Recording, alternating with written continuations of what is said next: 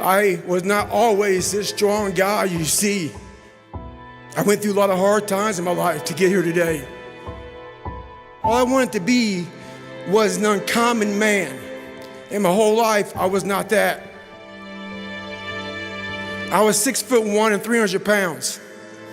I walked in the recruiter's office and he looked at me and he said, "You're fat and you're black." He said, I basically had to lose 106 pounds in less than 3 months. I came back 3 months later, 106 pounds lighter. Thank you. You have to wake up and you have to give yourself belief. It's about gaining control of your mind, putting things back in the proper perspective, and then saying, I really do want to be here. With every obstacle, I look at it as friction now. Without friction, there is no growth. You have to have friction in your life to grow. So I start looking at all these different things versus the woe is me mentality. Like, oh my God, look at my life. My life's so f***ed up. I come from this f***ed up family. I'm being beaten. I'm being abused mentally, physically. I start looking at it as the perfect trial ground. So I had to flip it upside down and say, okay, I'm suffering tremendously, mentally. Use this to your advantage versus your disadvantage. So that's what I did. Versus looking at it as like, oh my God, woe is me, I'm never gonna get out of here. I looked at it as, okay, hang on a second. If I can overcome this, if I can find some power in this, some way to get through this, that right there will be the fuel for the rest of my life. And so I found great strength in suffering. It showed me even more of what we have as humans, if we're willing to go there and we're willing to push that extra step. A lot of people, man, how do you do what you do? At the end of the day, I ask myself one question: can I take one more step? And usually the answer is yes. So if you can answer that question and not take another step, that is real failure. That is real quitting. A lot of people can take one more step, but they choose not to. I don't know if you can take 2 steps. You got to answer that question after you take the first step. But I can always take one more step, so if I choose not to, that's on me. And I got to live with that. There's a lot of people in graves who have lived 100 years and have never started their real journey. Your real journey starts when you go outside that box and you start climbing mountains. And start climbing mountains, and it goes on, and it goes on. And just when you're getting ready to quit, you crest that final mountain, you get down and you look, and there you are. But you cannot find your peace you're looking for in yourself until you've overcome yourself.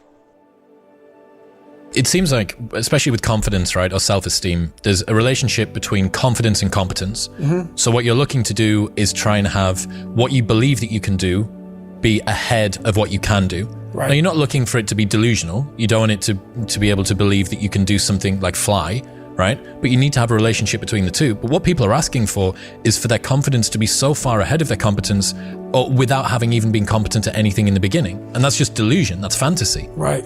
Well, I believe that you have to build belief. Belief is like, there's an after school special belief where the mom says, believe in yourself. And that's all great. But there's also a built belief. And the built belief is one, like for me, I came from a bad place. How I build belief is through the daunting tasks I put myself through. So that's proof positive that I can. So it correlates. And that's how this piece of shit kid that I once thought I was built belief by saying, I was in 3 Hell Weeks. I went to Ranger School. I tried out for Delta Selection. Undeniable stack of proof. That is proof, motherfucker. So whenever you think you can't, confidence comes from the thing that you built. You must build belief. You must build confidence. It can't be like, hey, I'm gonna go knock that shit out. You gotta look over here and say, I can knock that shit out. Because a lot of people will say, when you wake up in the morning, pound your chest, and look at yourself in the mirror and do all this bullshit. I hope it works. What works for me is that everyday resume, the things I know I've accomplished, the things I know I've done, real hard work, the real calluses on my mind, the real calluses on my hands. That's it. You don't need to pound your chest in the mirror anymore if you have that. It's belief, and it's built on what you put in to yourself. I came from a small town in Indiana where there was a handful of black families. And a lot of people in that town, when you come from a town of 8,000 people, it's like we had a local plant, Great Dane. And you're like, you know what? I want to work at Great Dane and get a house next to my mom. That's what you know.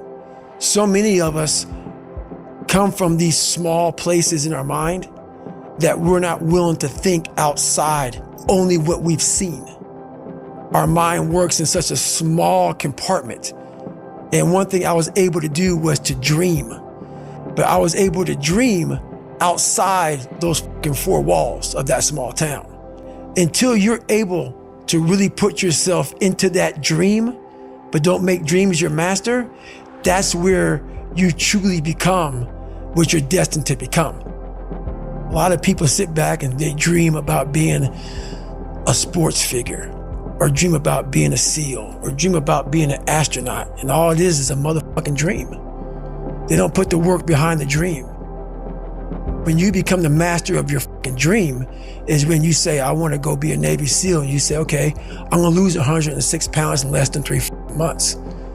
The dream was the one thing I thought about, and the dream was now gone. The dream goes away and the fucking laundry list of fucking details and tasks come up. That's when you become the master of your dream. Ryan Holiday says, talking about the thing and doing the thing vie for the same resources. Allocate yours appropriately. That's it. That's it.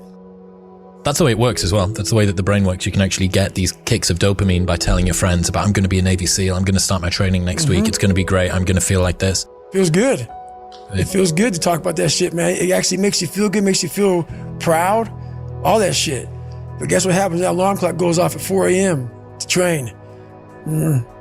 I don't want to be a SEAL today, or I don't want to be whatever today. I'll start tomorrow. And that's the usual pattern of people's lives. That's why I talk about clearing out the mind. Until you really want to do something, you're always going to be a talker. You're always going to run your mouth. So if you wake up in the morning and you don't want to do something, you don't care enough about yourself. And that's what you need to really research is, man, why am I not doing this for myself? That is the number one purpose in life, is to better oneself. So that's the only purpose I fucking need. So the reason I get up every day, even though there's no race or there's no school, or there's nothing in front of me, is because I have pride in myself. But where do you go to? You wake up on a morning, it's cold, it's wet, it's dark, you've got no cartilage in your knee, you've got shitty shorts, whatever it is that's the issue today. Keep talking. You've got these problems, right? I need you to keep talking about what you were just saying. It's warm on the couch. That's Your it. missus says stay in That's bed. it. It's comfy, That's it's cozy. That's You've got it. work later on. You had an argument last night. You're slightly it. hungover. Because I know every motherfucker ain't going to do what I'm going to do. So this is how you level up. That's how you level up. I know there's a whole bunch of people with that right there. That fires me up. That makes me fucking happy, what you just said. That brings joy to my life right there. Why? Because I know there's so many people that have the ability and just refuse to get off that couch. Refuse to study a few more hours. Refuse to go deeper, to go further. And that's where I gain the advantage. It's so easy to be great nowadays, my friend, because most people are weak. Most people don't want to go to that extra mile. Most people don't want to find that extra because it sucks. It's miserable. It's lonely. A lot of people wonder, how did you become this? How did you become so vulnerable? How are you doing a podcast now when you were this kid? You overcame things. You fought them. And now this is what happens. This is on the other side of overcoming. You become very, very powerful when you overcome yourself. All those things you once cowered from, you were afraid of, when you face them eye to eye every day, you now become exactly who you are. You've faced your demons. You were able to hear all your past traumas. When you go to war with yourself, you find a lot of peace because you know exactly who you are. And that is where the peace is really found for me. Talk to me about what it takes to be on one side of a door in Iraq or anywhere, knowing on the other side of the door, people who are not afraid of you, they're ready for you to come in, and they have guns, and you still have to breach that door. That's a great question. That's a very scary situation when you are on one side of the door and your mind is racing, because on the other side of that door, it could be no one. It could be 4 guys with 4 AK-47s. That door you're about to open could be booby-trapped. So once you open it, boom, your legs are gone. So there's 1,000 things you think about when you're the first guy, second guy, third guy, getting ready to go in a room and flood it. And that's why I talk about the warrior mentality. And that's why so many people are lost when I start talking. You have the right. You're lucky that you don't have to think like warriors think. You're very privileged. I chose this world to be a warrior. And I would choose it again if I came back to this world. But the mentality of a warrior is very different than normal mentality. You must be that person on that door, get ready to open it, thinking to yourself, if I die, so be it. The only way you can go in that door is knowing there's a great chance you're gonna die. It's like being a SEAL, you train with live ammo. You jump out of an airplane, everything you do, you could die. So to be a warrior, why people don't understand me, I'm glad you don't understand me. Merry Christmas, good on you. Because being a warrior takes a whole different mindset. A whole different mindset to know that there's a great chance I may not be in the military. Like I was in for 21 years. I'm lucky. I'm very lucky that I'm alive, able to talk to you, able to still run. But when you sign up on that dotted line to be like a SEAL, your mentality changes. I may not live. You gotta accept that. And that's the mentality you have. And that's what makes you a warrior. If you're scared to die, you're a bad warrior. I'm also looking at the guys to my left and to my right, realizing that we're here together, man. And I have to be strong for them. And they gotta be strong for me. A lot of people, either you like me or you don't, even in the SEAL teams, but when you get to that door or you get on that mission or you get on that op, all that shit's out the door, man. You know, you do it honestly. I mean, people say all the time in these movies, and you really out there fighting for that guy beside you. And you can't be a coward.